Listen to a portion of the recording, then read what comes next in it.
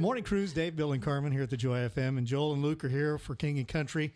We've talked Dolly now. I want to go back a little further. I think Carmen we've gotten that out of her system. Yeah, there we go. Yeah.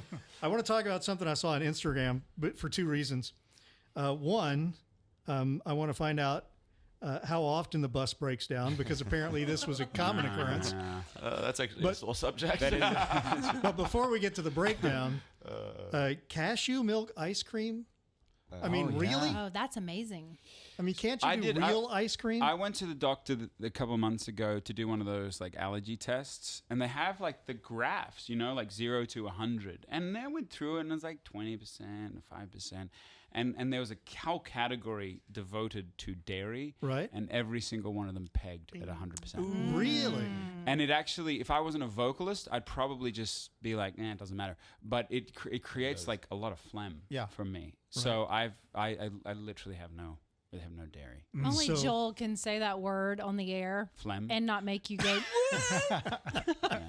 Creates a lot of mucus. And there you snot are similar. They're kind of cousins. What is that? Didn't people used to say loogies?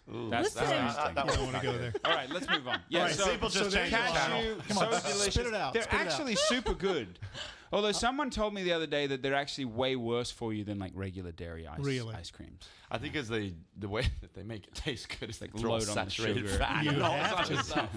A lot of fat and a lot of sugar. Yeah. So you're on the side of the road, apparently while everybody else is working, and you're eating ice cream. But good point. They weren't quite working yet. Yeah. Oh, okay. Chronologically. All right. So how often then is this a bad habit with the bus? Here is what is interesting. So we did break down that day, and we were going into Nashville, and that was a hometown show. Yeah, that was a whole other conversation because it was complicated. Arrived late and whatever. The next day we go to the Tulsa State Fair. And the head promoter of the fair comes up to us and he goes, "This is the second time your bus has broken down in 6 weeks. It's time for you to find a new bus company." So our reputation is that our buses break down.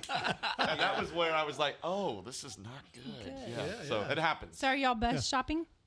Well, Not no, we're not. They've been very kind after the fact, and really we're apologetic and showed up, and we're moving forward with it. But it was a tough. I mean, we were on the side of the freeway for 6 hours. Oh wow! And yeah, you got every. I mean, we're feet away from semis and the whole thing. And that Nashville show was like, we've played the Ryman before. We talked about this off air, and it's a wonderful. But we've always played it twice, and this was like the one burn the ships shot. It was a larger venue. It was 5,000 people, and for whatever reason, every single like family member, friend, record label exec, booking agent, everyone was there, and it was just technically speaking, it was not our finest night, and so. Yeah, it was. I had to, as a OCD kind of control freak, I actually. There was a moment. There was a moment that night where there's a song. Ironically, I'll actually share about this. Okay. Or shared about it, quote unquote, at the show at Amelie, where this song "Control," the end of the song, it was kind of that moment because it's hard to put into words as a musician, but think of it as a listener. Think of like you have this great present that you've been waiting, like you've been preparing for a year. And you've had it on the books, and it's this gift that you so desperately want to give someone you love, and like you're so excited to show them, and then it just malfunctions, and you go, oh, it's just a shame. Now that said, everyone was so gracious, and that's the beauty of it. Like the audience and friends and family were so kind and kind of could see through it, and I think it was a good personal moment for me to work through some things. This is the flip side for the people, though, because we just look at for King and Country, and you guys supposed to have it all together. I mean, every show is perfect.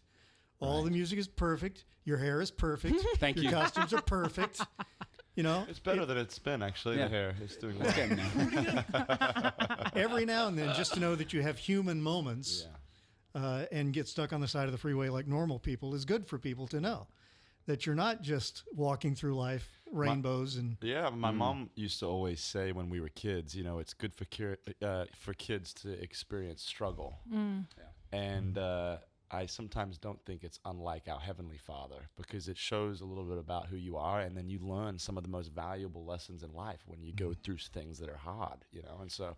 And the truth is, I mean, you put you got 4 semis and 3 buses and 40 people working 12 to 16-hour days, 4 or 5 days a week, with LED sails moving through the air and lighting changes and musical changes and 46-inch. I mean, what could go wrong? Not a thing. No, it's just going to be Kind of like It's our amazing show. you get Every one day. The way that you say it like that, wow, I'm surprised we don't make Yeah. billions of mistakes. How many I points can't of even failure? can't even get my iPhone to update, so I really appreciate that.